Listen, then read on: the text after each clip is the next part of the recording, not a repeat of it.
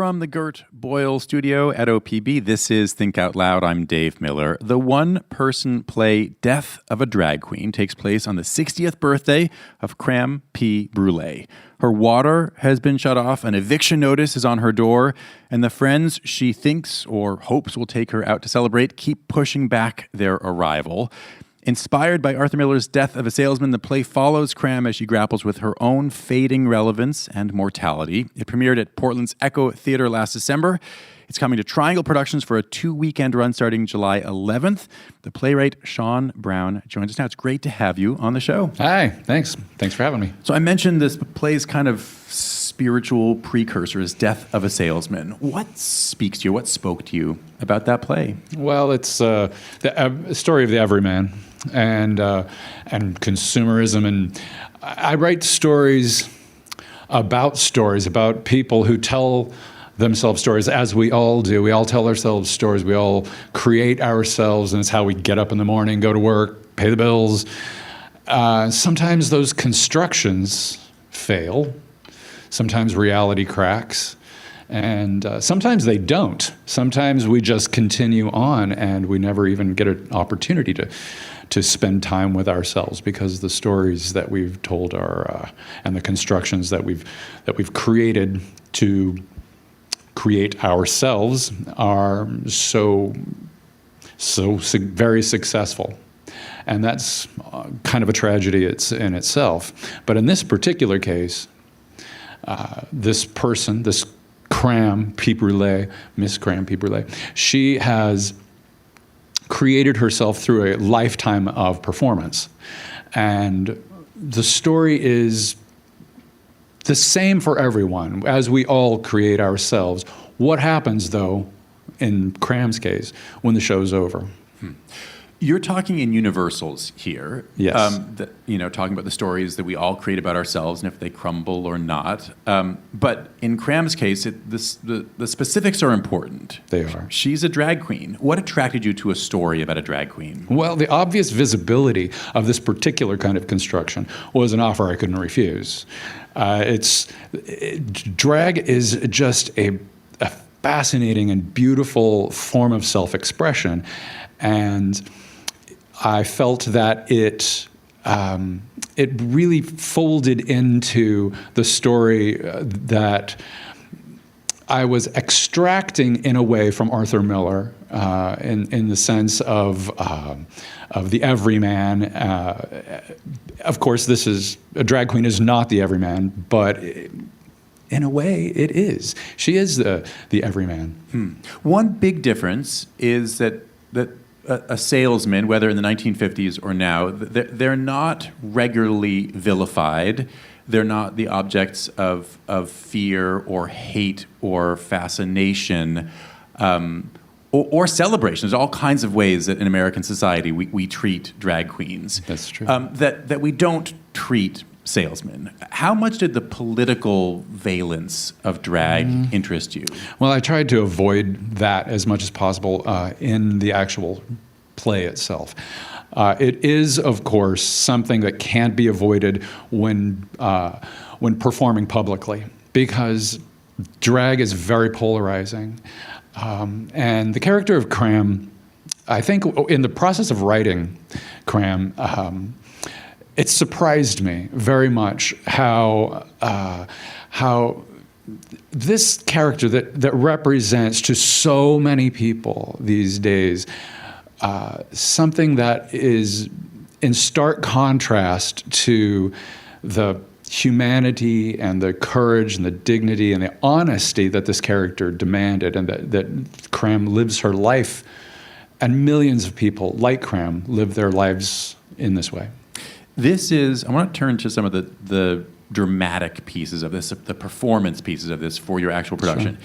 It's a nonstop 90 or so minute, 13,000 word dramatic monologue. Yes. And when I say nonstop, I really mean that. A truly dynamic production. I saw a video of it. It wasn't in person in the audience, but it's a truly impressive performance. Thank you. Can you describe just the technical acting chops that are required for something like this?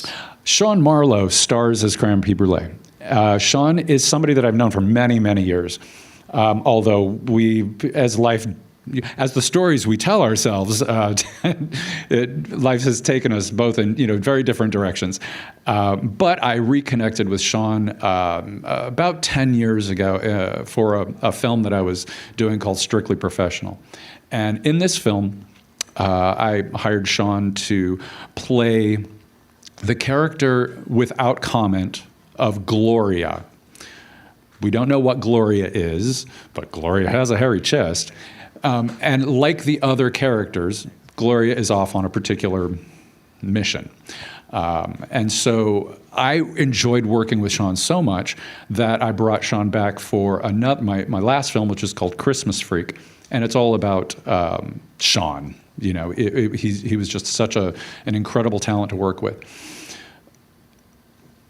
So I brought him. So he was living in Atlanta, and he was working for Marvel Studios, but they left. And so he called me and didn't have much to do, and he said, "Hey, let's do some theater together." And so that's how that came about. And now he lives here. What was it like for you to go back to theater after yourself spending a lot of time making movies? Terrifying. I went through 2 packs of cigarettes.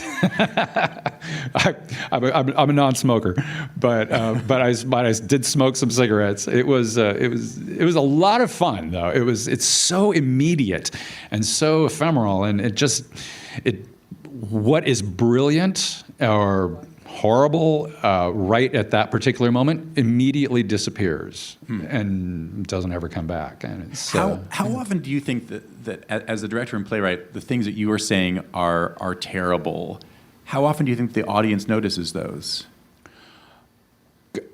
Could you repeat that? Well, you're describing kind of the nervousness and terror of watching stuff on stage. And seeing stuff that I guess you're not quite happy with. But I'm wondering how much of that, the stuff that you may not be thrilled with at any given moment, how much do you think the audience is aware of? Audiences are every audience is different, but they're kind of herd-like as well. It's weird how the audiences tend to have one particular energy. So they will always surprise you and laugh at something that is unexpected. I could have written something that I thought, oh, that's very personal, and it's going to bring a tear. And then they're all cracking up about it. I'm like, well, really? Was that funny? Or, on the other hand, after the show, so many people have come again and again to see the show, and they will come out and they'll be crying and they'll want to share their own stories with me. But to answer your question specifically, every audience brings with them their own expectations or lack thereof. And one night, Sean had an extremely long pause that was unexpected. And I thought certainly everybody would know. But what actually happened was it helped inform us that the audience needs time to breathe. The show is very rapid fire, as you mentioned earlier. And so now we have drawn it out, and we've increased the running time by about 2 minutes because of pauses. And that pause of his was intentional because he was reading the audience and he realized that they needed a break? I mean, I would love to say that, but no. It was, like you said, there were 13,000 plus words. And I am a Virgo. And so poor Sean had to, every word is gold, Sean. You cannot miss a comma. And so he really, really, really worked to get everything down exactly right. But human beings being what they are, we sometimes have a little blockage. And that's what happened one night. You're describing being a perfectionist, I guess, but you have no control over what happens once the lights go on, unlike a film director where you can keep doing takes and then you can go to the editing suite and you can get it just the way you want it. Then you can redo the dialogue with, overdubs. None of that is possible in theater. What's it like to just be... So that's where the cigarettes come in. You're powerless in the back, just steaming? One time cursing, and apparently it was audible. Speaking of the audience, you do something interesting in this show where at the very beginning, your character addresses the audience, and it seems like there's going to maybe be interactive. It turns out that she sees ghosts, Yes. and the whole time she's addressing the audience, and the audience becomes a kind of part of the experience, but as dead people. Yes. Where'd that come from? That came from crowd work. That's a very popular sort of manifestation of stand-up comedy these days, and I really think that it is it's a very clever way to keep the audience engaged. And so I borrowed a lot in writing, in terms of technique. I borrowed a lot from stand-up comedy and from crowd work. And so in order to keep an audience engaged, nobody wants to have somebody just spouting off, preaching at them. And so I make the audience a character. If you're just tuning in, I'm talking right now with Sean Brown. He is a filmmaker and playwright. His one-person show, Death of a Drag Queen, will be at Portland's Triangle Productions for a 2-weekend run starting on July 11th. The play literally starts with a scream. Cram screams herself awake. And as an audience member, we never really find out what's happening. How do you decide, as a playwright in this case, what to divulge and what to remain a kind of mystery? Well, that's a very good question, because there is a very specific and yet not an unwritten reason for the scream. She tells herself a story about paying with her last $5 that she has, a homeless person to put a brick through a particular dress designer's boutique window so that she could steal this gown. Because this is the gown she wants. She wants that gown, so she wants to, so she steals it. But the reality is, which is not something that the audience has any way of knowing, the reality is that she has been stalked by someone from her distant past, from her hometown of Sorrowful, Louisiana, and this person attacks her, and she pushes this person through the plate glass window, and perhaps that person dies. So she may have committed, manslaughter the night before, and she wakes up with that memory. Everything you've just described, I should say, none of what you just described is something that I knew when I watched the play. But this is something that you told your actor. Yes. Why? What do you think you get as a playwright by having the actor know, in this case, more than the audience? I think it's more interesting for there to be a lot of information available for the audience to chew rather than to spoon feed the audience. And it has the performance that you saw was an earlier one, and we have since that time updated so that the entire first act is in response to that very foggy memory of that unfortunate person who got pushed through the window.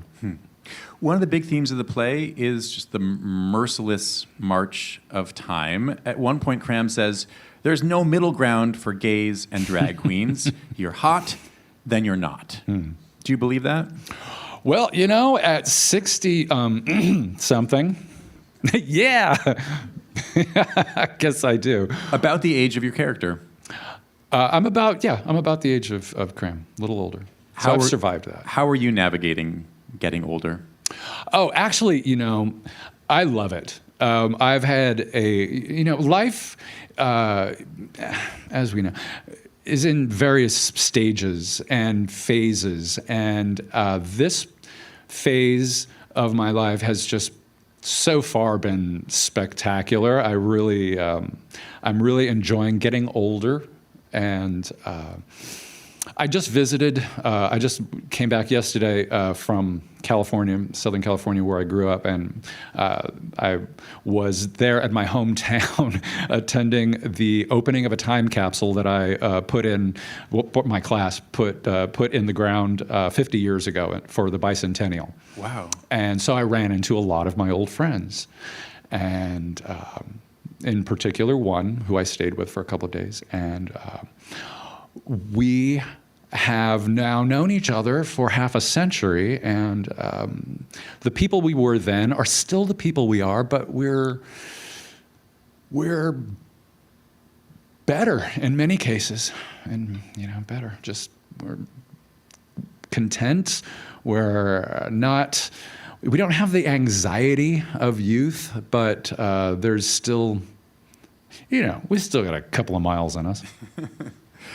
Sean Brown, it was a pleasure talking with you. Thank you very much. Thank you. And we're actually at the Boardroom rather than the Triangle Theater. It's inside the Triangle Theater, but they make a distinction between the two places. I appreciate the distinction. That is yes. Sean Brown. His play, Death of a Drag Queen, is up for 2 weekends starting July 11th.